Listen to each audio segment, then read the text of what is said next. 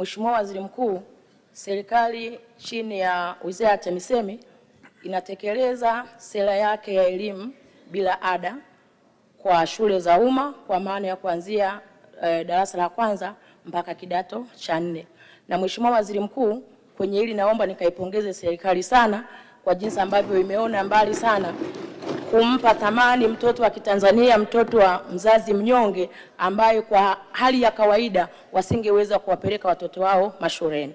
Mheshimiwa Waziri Mkuu, pamoja na nia njema hii ya serikali, ipo changamoto kubwa sana inayowakumba wazazi pamoja na watoto hawa.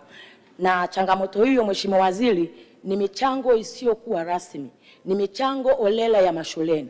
Mheshimiwa Waziri Mkuu, natambua kwamba swala la watoto kula shuleni ni jukumu la wazazi, hilo halina tatizo. Lakini hii michango ya mara kwa mara, kwa mfano, unaambiwa kila mtoto kwa siku lazima waende na shilingi 1500 kwa ajili ya speed test. Lakini sambamba na hilo, Mheshimiwa Waziri Mkuu, watoto wanaambiwa kwamba kila siku ya Alhamisi waende na shilingi 3500 kwa ajili ya kufanya mitihani 7 kwa pamoja, yani mitihani ya masomo 7 kwa pamoja. Mheshimiwa Waziri Mkuu, nia na dhamira njema ya serikali ya kuleta sera hii bila malipo ilikuwa ni kwa ajili ya kuhakikisha watoto wa wanyonge wote wanapata elimu hii ya msingi ya darasa la kwanza mpaka ya kidato cha 4. Sasa Mheshimiwa Waziri Mkuu, chini ya waraka namba 3 wa mwaka 2016, ningeomba kufahamu nini kauli ya serikali juu ya shule hizi kwa walimu hawa ambao wameleta mfumo kana kwamba sasa ni kausha damu kwa wazazi, wanawakausha damu wazazi kwa kuwalazimisha waweze kupeleka hii michango ya kila siku. Mfano, Mheshimiwa Waziri Mkuu, mzazi mwenye watoto 5 kwa sababu anajua hakuna ada, ni swala la madaftari, ni swala la uniform na chakula, wamewapeleka watoto kwa kasi kubwa sana. Unajikuta mzazi mmoja na watoto 5. Chukua 1500 mara siku 5 mara swali lako. Mheshimiwa, tuende kwenye swali. Swali langu Mheshimiwa Waziri Mkuu, naomba kupata kauli ya serikali juu ya kukomesha hii dhana ya michango olela mashuleni ambayo inaathiri kabisa utekelezaji wa sera hii ya elimu bila malipo. Asante sana Mheshimiwa Waziri Mkuu. Mheshimiwa Spika, nimpongeze Mheshimiwa mbunge kwa swali lake zuri, na alichokisema ni kweli. Ni kweli kwamba katika baadhi ya maeneo kumekuwepo na michango ambayo inaondoa ile maana halisi ya elimu bila ada. Mheshimiwa Spika, ni kweli pia michango hiyo ikiwa mingi ina athari kwa watoto na kwa wazazi na familia hizo, hasa familia ambazo hazijiwezi. Mheshimiwa Spika, ninasema ni kweli kwa sababu nilipokuwa ziara katika mkoa wa Katavi, alikuja mama mmoja kati ya wananchi waliouliza maswali, akasema mwanae amekosa masomo kwa takriban miezi 2 naenda 3 kwa sababu aliambiwa asiende shule mpaka aende na mchango wa takriban shilingi 50,000, ambalo ni jambo baya.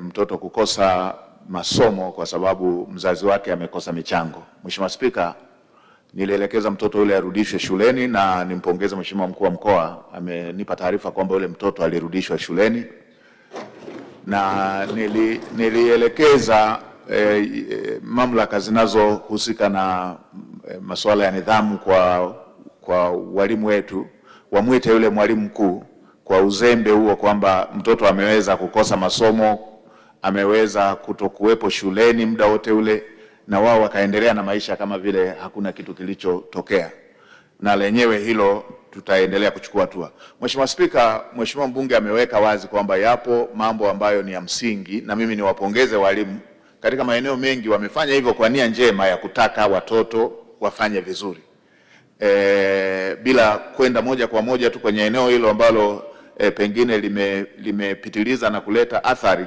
Lakini pia tutambue walimu wamejitoa sana katika baadhi ya maeneo kwa initiative zao kuhakikisha watoto wa Kitanzania wanafanya vizuri.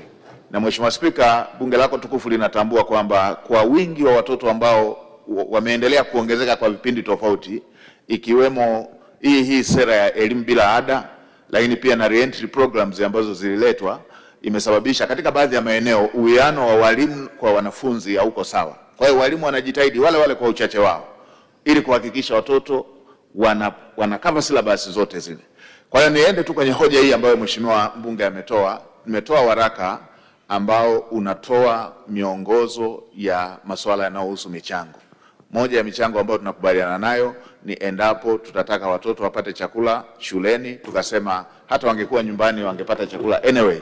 Kwa tukasema hili si jambo linaloleta mzozo, na hata katika baadhi ya shule, hata katika baadhi ya maeneo hawajaona kama ni tatizo. Lakini michango mingine ambayo inapitiliza, tumesema lazima ifuate mwongozo na iwe na ukomo. Maeneo haya tumeshawaelekeza wakuu wa mikoa, tumewaelekeza makatibu tawala wa mikoa, na tumetoa waraka ambao unaenda sambamba na waraka huu ambao mheshimiwa mbunge ameunukuu.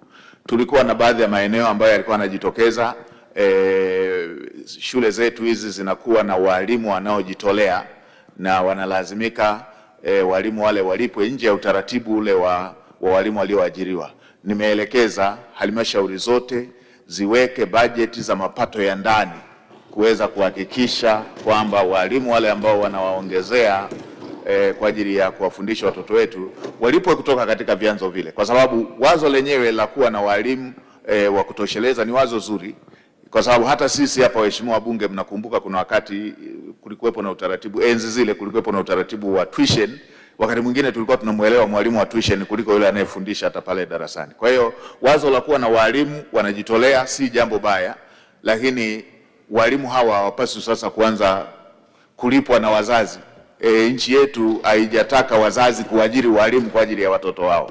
Kwa hiyo mamlaka ya serikali za mitaa pale ambapo pana uhitaji huo wajiratibu, watumie mapato ya ndani kuweza kuhakikisha kwamba badala ya kwenda kwenye michango watumie mapato ya ndani kuweza kuhakikisha wanakava masuala ya aina hiyo. Na Mheshimiwa Spika, pia kwa kuwa tunaenda kwenye utekelezaji wa mitaala mipya, tutaendelea kuboresha, mahitaji yanaendelea kuongezeka katika kumwezesha mtoto aweze kusoma vizuri. Kwa hiyo tutaendelea kuboresha pia bajeti ya serikali, kwa sababu kingine kinachosababisha haya ni ufinyu wa bajeti. Tutaendelea kuboresha bajeti ya elimu, bajeti ya serikali kwenda kwenye sekta zetu za elimu, ili kuweza kuhakikisha kwamba shule zetu hizi zinajitosheleza kibajeti ili kuweza kutimiza yale malengo ambayo walimu wanataka wafanye kwa ajili ya kuwawezesha watoto kuelewa na kufaulu vizuri masomo yao.